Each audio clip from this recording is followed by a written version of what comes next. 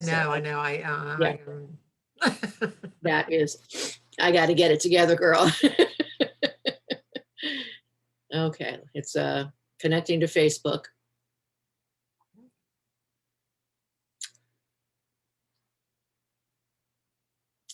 And here we are. yeah. Here we are, everyone. Hello. And if I recall that we see ourselves on Facebook Live a second or two after we speak. I don't know if I have that right, but Probably. it is what I remember. Yeah. Yeah. So welcome, Delayed. everybody. Hi, I'm Joe Massaro with Yahweh Sisterhood Book Club, and I am so excited to have a guest with us today, and it is Eva Marie Everson. Welcome so much again. Yeah, thank you for having me back. Now, if I have it right, this is the fourth time. I could have it Yes. wrong, but okay, so I think you're right. Yeah. we did the Ornament Keeper. We did the Final Race, Yes. which I Which you tell you that loved. every time, which is one of my favorite books in the world. And then The One True Love of Alice Ann, Yes. which, I mean, those books were just absolutely wonderful. Thank you. I so enjoyed them. So today, though, we're going to be talking about a brand new book that came out. Dust. And it is called Dust. Yes. But before that, I met you initially through Word Weavers International. That's true. And you are the president of it, the organization. That is also true. Yes. And I loved it so much. And I went with my friend Marion Smith to a one-day conference over in Illinois. And we loved it. And we decided to start a chapter in Fort Wayne, Indiana. Yes. Of course, we did it in the middle of the pandemic. Your timing was not impeccable. No, but we're so happy. But you were not the only ones. I mean, because who knew? You know, it's like, oh, we want to do this. And sometimes we suggest 3 to 6 months, you know, to get ready to launch a chapter. I think in your case, it was like 3 months. And we were talking around the 1st of January of last year. And who knew? Who knew what was on the horizon for us but the Lord?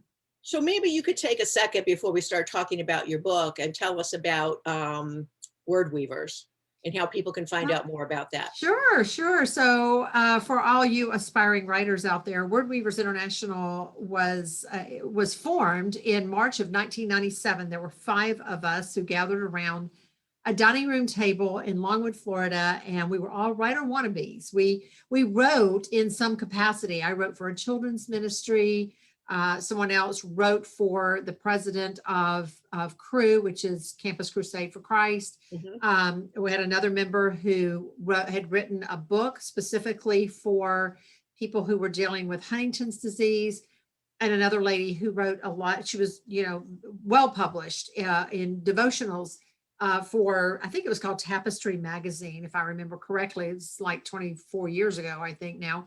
But we gathered together and we just wanted to be iron sharpening iron. We wanted to support each other. We wanted to learn more about writing, to learn more about publishing, etc., in whatever genre that was. And like I said, that was 24 years ago, this past month in March. And since that time, we have become an international 501c6. So we're a not-for-profit organization. We have approximately 1,000 members. We have chapters all over the United States, and then we have online chapters that will allow people that either live remotely or are homebound or they live in another country, etc., to become part of this. And the focus of each group is threefold. The first, of course, is community. It's about being a community. And then the second is about critique. And what we do is we have a particular method of critique that we use to help build one another up, but also to be that iron sharpening iron that the scripture talks about, and to make sure that our skill set is sharpened. You know, this is a talent. It's a gift from God, Yes. But it's a talent. And like any other talent, it has to be honed. It has to be sharpened. It needs to be perfected. And so we work toward education. We work toward just making each other the best we can be through a specific method of critique that we helped to develop many, many years ago. And then the third C is conferences. So once we've got all that done, we want to get our members to conferences so that they can meet the editors and the agents and the freelancers that can then help them get their work published. Yes. So that's what we're about. And if you want more information or to know more about it, it's word-weavers.com. We also own Florida Christian Writers Conference. We purchased that back in 2012 and from Billy Wilson, who had run the conference for many, many years. And she handed it over to us. We paid her a stipend for many years. She passed away probably a couple of years ago. So we wanted to feel like we had purchased it from her. She had put about 25 years of her hard labor into the conference. It's a wonderful conference, but we own that now. And so Word Weavers International is $45 a year to be a member. But if you come to the Florida conference, you get a $50 discount to the conference. So it pays for itself in many ways. It really does. And I definitely want to come this year. Oh, I hope you I do. am so excited about it, and for the children's portion of it as well. Yeah. Oh, yes. That would be Yeah. great for you. Yes. Yeah, absolutely. So let's talk about, do you have a copy of your book in front of you? You know, I did. I had it in my hand and now I'm like, where? I don't know what happened. I probably should have asked you that ahead of time. Here it is. Here it is. Here it is. I found Okay. it. I knew I had it. Isn't it just I beautiful? made sure I matched. It is beautiful. It really Thank is. you. So, great reviews that you've received on the So book. far, yeah. Yes. And, but tell us a little bit, because I know a little bit about the history of why the title is Dust, and maybe you could share that with everyone. Absolutely. It was about 3.5 years ago now. I was listening to my Pandora radio, and I have many loves when it comes to music. So I like a variety of music, anywhere from, Chopin to Sinatra, from Fleetwood Mac to I hear you, girl. yeah, it's just, I just love all different kinds of music. And so I think that particular day, for whatever reason, my assistant will often say, I'm getting my rock star on.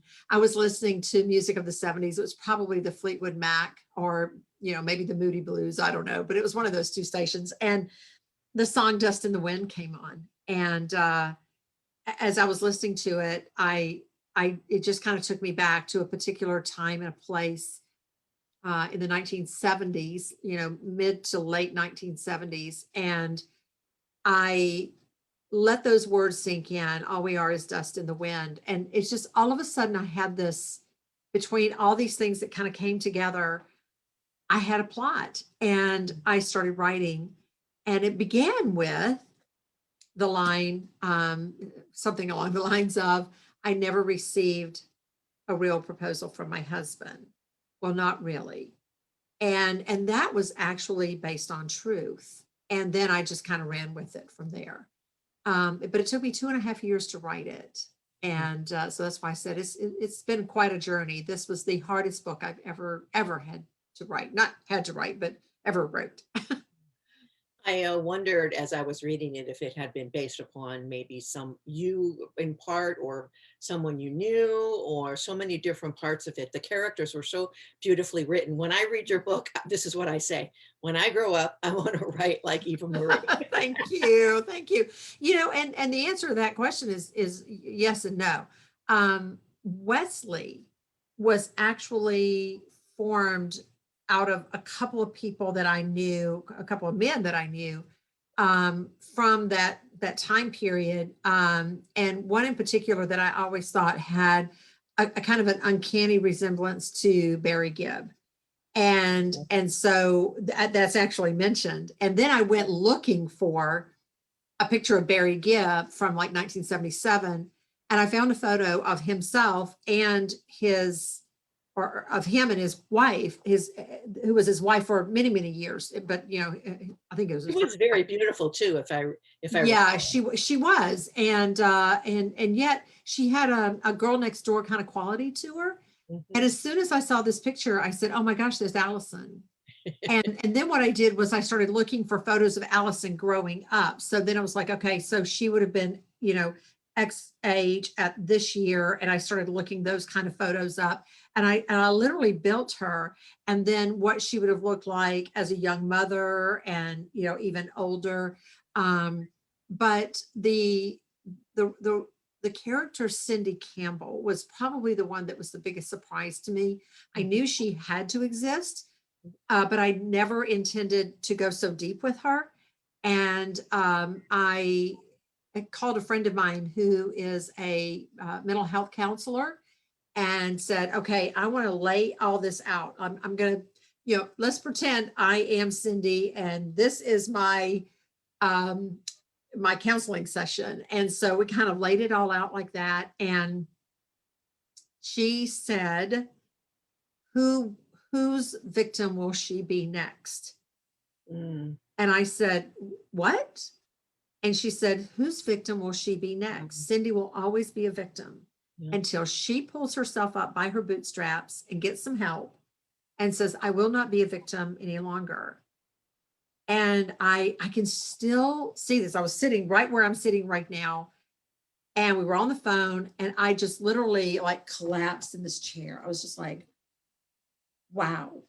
And so since you've read the book, that because of that, the Yes. character of Patterson Thacker was created. Mhm. And so that meant rewriting the beginning. And so the before chapter, which is like a prologue, but not really, was written.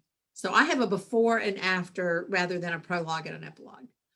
So let me just say, for those of you who have never written a book, or, you read books and you may just say, oh, I love this, for someone who writes the way you write, there is and many other authors, there is so much of your own life that you put into the characters, in understanding them and how they would be created, and tapping into so many other resources and I never would have thought about that about Cindy either. And when Yeah. you said that, I knew immediately, because I have read the book, why it went in the direction that it did. So Yeah. Yeah. yeah. Yeah, I mean, and yet I've known so many Cindy's in my life, because I've been in Well, ministry for a lot of years. And in ministry, you meet a lot of the victim mentality type people. So I've been a victim, poor me, feel sorry for me. I don't know that I want to get better, or I do want to get better, but let me see how quickly I can self-sabotage this because I'm not worthy. And so Cindy was always going to look for someone to pull her out of her circumstances, which is interesting because her mother is like that. And she thinks she's so much better than her mother. yeah. She's different than her mother, that she will never be her mother. And yet in reality, she is her mother. It's so true. She really is. And I don't want to I don't want to ask you I could ask you so many questions about the book, but I don't want to give it too much away. But Yeah. um, I guess one of the questions I would have was, what one character had the greatest impact on you? If there was one, I don't know if there's more, but um, Well, I think in a lot of ways, Cindy did have an impact on me. Of course, my biggest connection was to Allison. She is the main character, yeah, and seeing her through, because this is her. She is now in her 60s. She's looking back over her life. She's wondering what contribution she had. There's a saying that the three most important days in your life are the day you're born, the day you die, and the day you figure out why there was a middle. And then I've often heard it also said is the two most important days are the day you were born and the day you find out why. mm, And so for Allison, she's looking back over her life and trying to figure out what possible contribution she gave to this world, and yep, seeing that it was nothing, and that maybe it is like the old song says, that we are just dust in the wind. And then being brought to this point of understanding that no, she had contributed greatly yes. and just didn't know it. Yeah, you write that. So I was like, I have to tell you, I was in tears and so moved as we were moving more into the end of the book. I mean, the Yeah. whole book was so wonderful, but because I kind of thought, that's me in some ways, Yeah. Yeah. I Oh, mean, yeah. I'm 70 now, Yeah. and looking back and saying, okay, what have I done to impact the world, my children, my grandchildren, Yes. have I fulfilled or am I fulfilling what God has called me to do? And I Yes. believe that I'll continue to do that until the day I die. Yeah. Yeah. And what I wanted people to understand too is that you do not have to live an extraordinary life. Right, Like for example, the life of Billy Graham or Beth Moore or right, one of our presidents, one of our right, 46 presidents that we've had in this country. You don't have to be an Abraham Lincoln or a Harriet Tubman or a George Washington or any of those people. You are what God has placed you here amen. for many, and especially for women. And I think especially in, like I said, the more women I know, but especially in the course of our lives, there were so many women over the years who I was just a mother, or I was just a secretary and a mother. I was Yeah, just a school teacher and a mother, or I was just a wife and a mother. Um, and the thing is all those extraordinary men and women had mothers. right, Someone helped to get them to the point of greatness. And sometimes that will be your contribution. And what a great contribution, because without you, there would have been no George Washington or Harriet Tubman or Abraham Lincoln or any of the other 46 presidents of the United States. There would be no Billy Graham without his mother. There would be no Beth Moore without her mother. And of course, I don't want to disregard fathers, but we are the sisterhood book club. So, I think fathers are very, very important. yep, But, I think especially for the generations before women were going out into the workplace and doing some of the things that they were doing, so many of them, they were just getting through their days. Maybe they did go and teach school. Maybe they did go to the hospitals and work as a nurse. Maybe they did work as a secretary. But for many of them, they were just living their days day in and day out until they retired, and then they were right. just enjoying their husbands and their home and their grandchildren and that kind of thing. But they might look back and say, well, I didn't do anything significant. Oh, sister, yes, you did. Mm, Yes, you did. amen. That's what I want to prove. I wrote this down. I think it's a line in the book where Allison's mother says this to her, and correct me if I'm wrong, but let me just, okay, so I wrote, women in our history is what shapes us, and even of the history of those who came before us. Yes. Yeah. Yeah. I think it might have been her grandmother. Okay, the grandmother, Might okay, have been her grandmother that said okay. that. Or no, no, no, no. I'm going to take it back. It's her mother-in-law. She was Oh, talking about, mother-in-law, okay. yes, Yes, because her okay, mother-in-law is telling her the story of Hilly. right. Oh And my gosh, that's a beautiful story. yeah, Yeah, yeah, when she sees the picture of Hilly, who was in the room. Yep, mother-in-law's grandmother, yep. and she's saying, she's so beautiful, and she's just looking at it, and her mother-in-law, says, "Let me tell you about Hilly," Mm, and she shares that story with her. And so all along, I mean, her Allison's grandmother, the tragedy that she lived through, but then raised her children, and she says, I called my grandmother grand yeah, because she was. And yet, some people just say, oh well, she married, she had kids, she became a young widow, she raised her kids, and now yeah, she's teaching Allison how to cook. But she was grand. And then of course Wesley's mother telling her the story of Hilly, and even the story of Elaine. And yeah, I that was a character that surprised me, because I knew that we were going to have Elaine, because every girl has a best friend. yes, But then I'm like, well, what are we going to do with Elaine? Because you can't just throw a character in there and not do something with them. And I realized that Elaine would go on. Elaine was so flighty. but she would go on to do something great and wonderful that would only She add did. to the angst that Yes. Allison was going through. And and she was actually based on my lifetime best friend. In fact, I said I described her to a T, that so much so she even recognized herself in the book, and so did our friends. And she did. She went on. She didn't go on to work on a reservation, but she became a nurse, and she was a wonderful nurse. I think she was a nurse for like 40 years or something Wow. before she retired.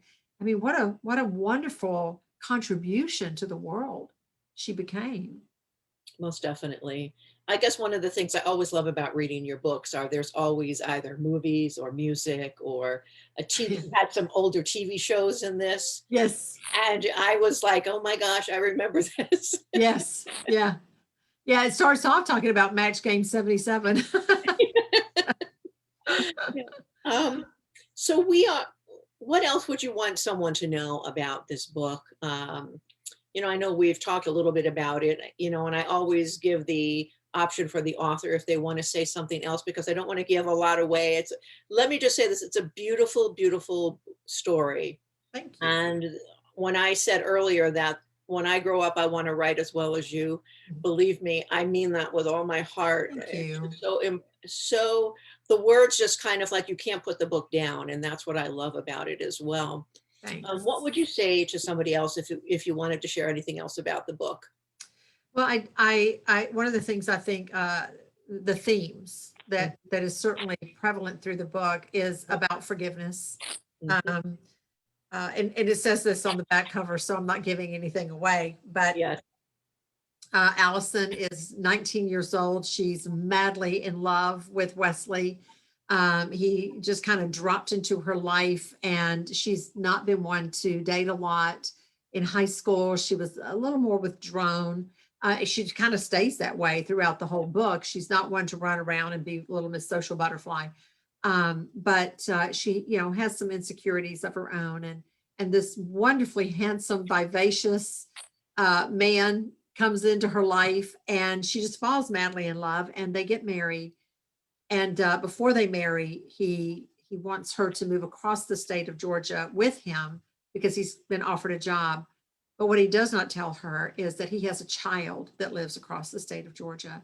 And it's his intent, and this is in the 1970s, it is his intent to take the mother to court and to win custody of the child. And then Allison does end up raising this child, but she doesn't know until they've been married 2 weeks that her husband has a child. He doesn't tell her. And it's that moment of deciding whether or not you're going to forgive and say, well, what are we going to do with this? Mhm. Because he didn't have the child while he knew her. Right. He didn't have the relationship with her mother while he knew Allison. And we all have past that we bring to the table. So she had to make a decision as to how she was going to handle the raising of this child.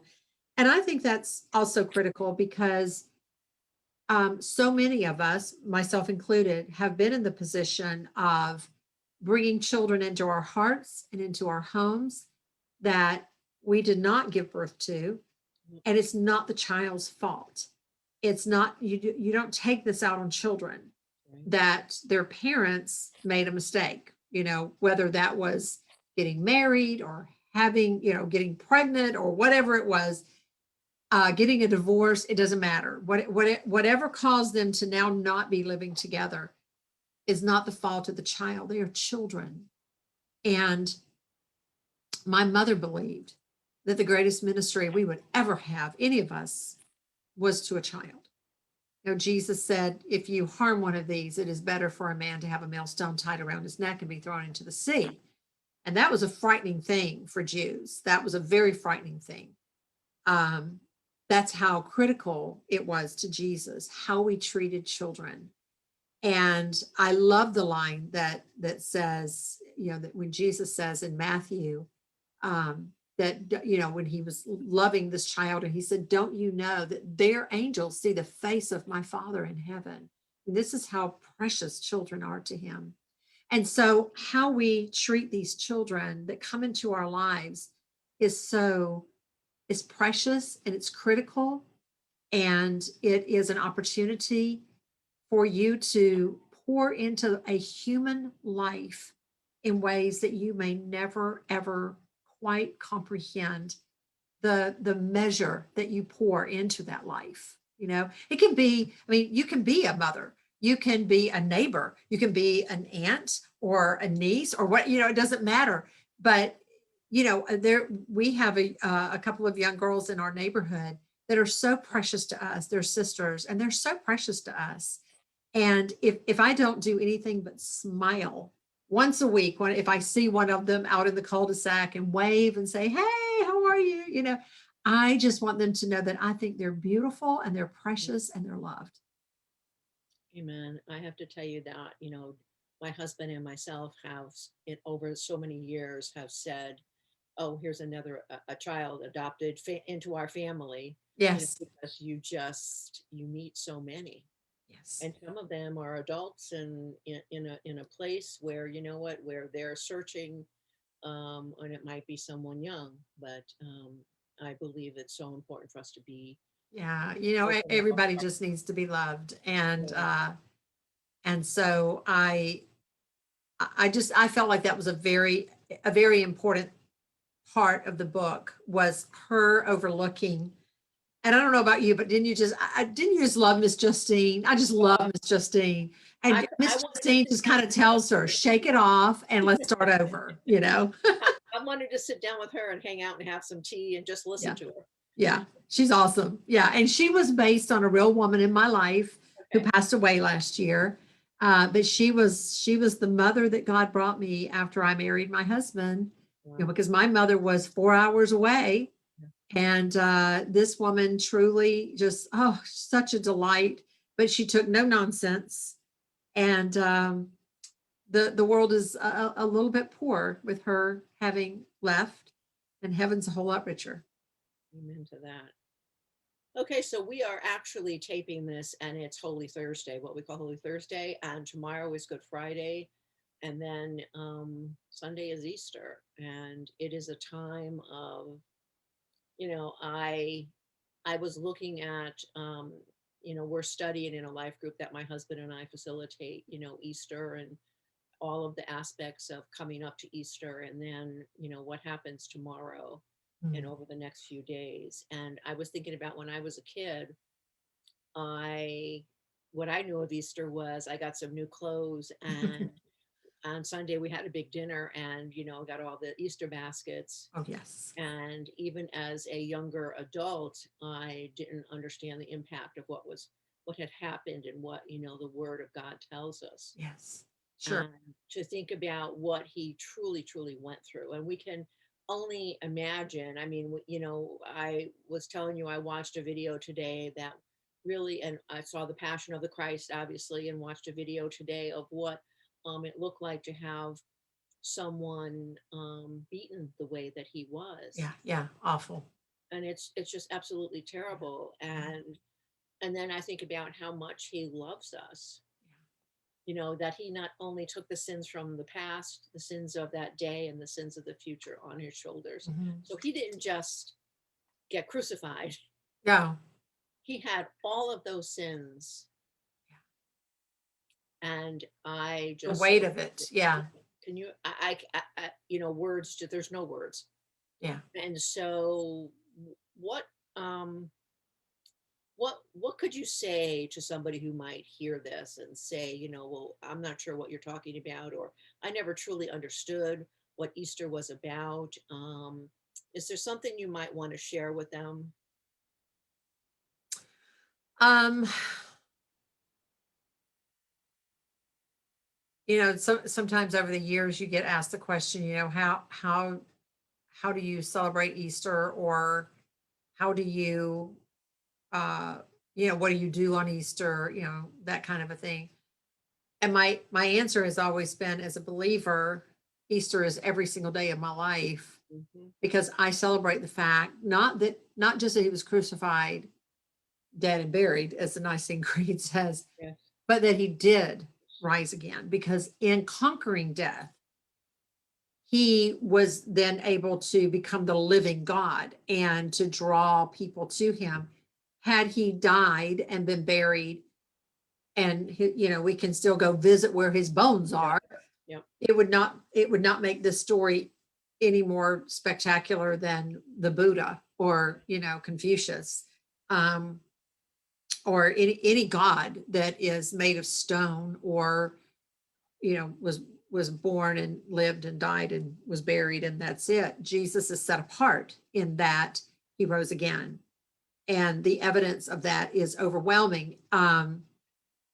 For me, the greatest evidence that Jesus rose from the dead is the men who then took that gospel message and ran with it, even to their own deaths, even to their own martyrdom. But as Steve Brown once said in a sermon that I was listening to, I was, in the audience, and he said, when you've seen a dead man walking, you can't stay quiet. And so that is, for me, the evidence, because those 11 that were left, and then they brought in the 12th, they would have never done what they did. Paul would have never done what he did. Timothy, any of them, Stephen, all of the greats that are Barnabas, that are listed in the New Testament from Acts on, who would have never done what they did through the hardships that they did, had it not been for what they experienced firsthand, not only before the crucifixion and during the crucifixion, but most definitely after the crucifixion. Yes. So every day for me is Resurrection Sunday. I celebrate it every single day. Yes. I live and breathe and have my being because he burst out of that grave, period. Hallelujah. I absolutely love it. I so love it. I guess I maybe have just one more question. Okay. Maybe two, but what do you want to be remembered for? Well, first and foremost, don't make me cry, Joe. That's not good.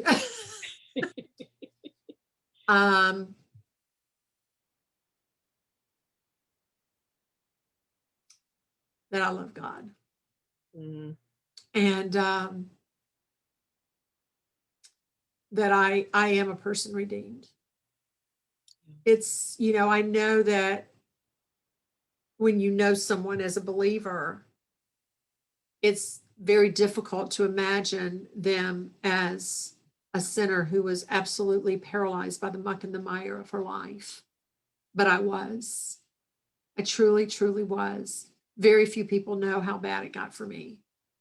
And I don't dwell on that, because to me, it gives the devil his due. Yep. He's not do nothing as far as I'm concerned. I would rather celebrate Jesus in my life than when Satan was running my life. Yeah.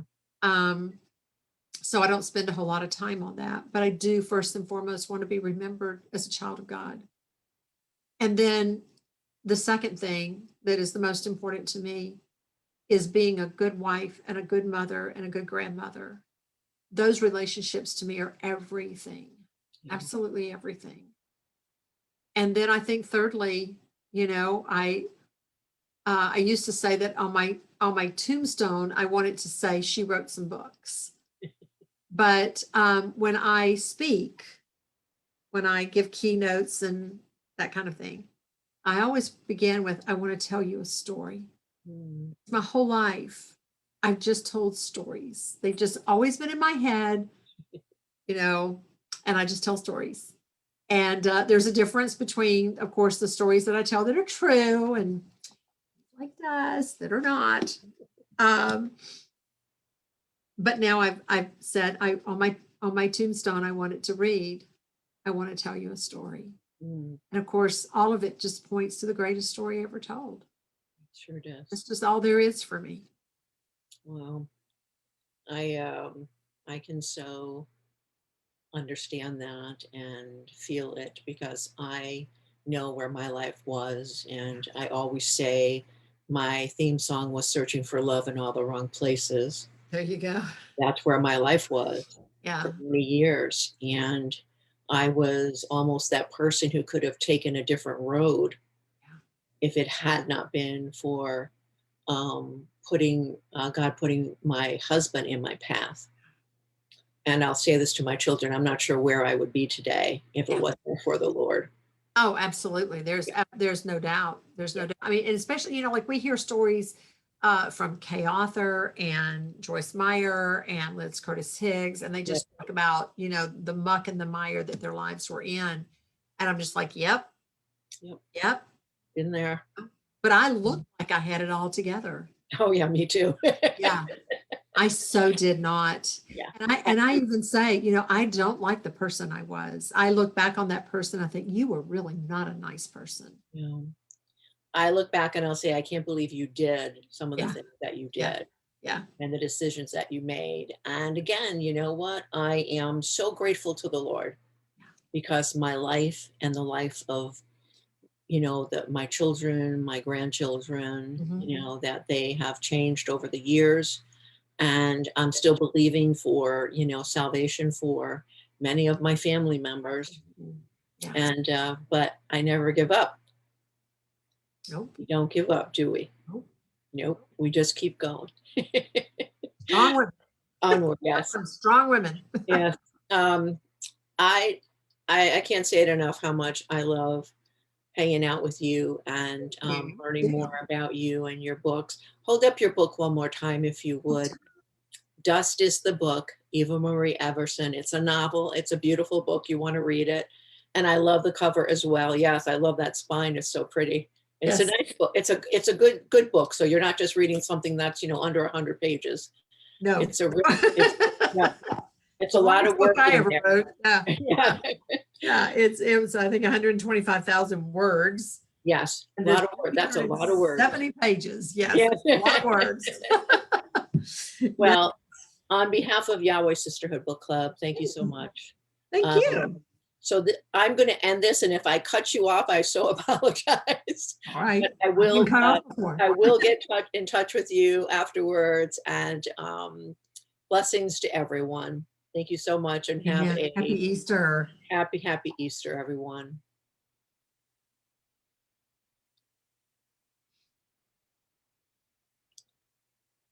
Okay, I think we are. I think we're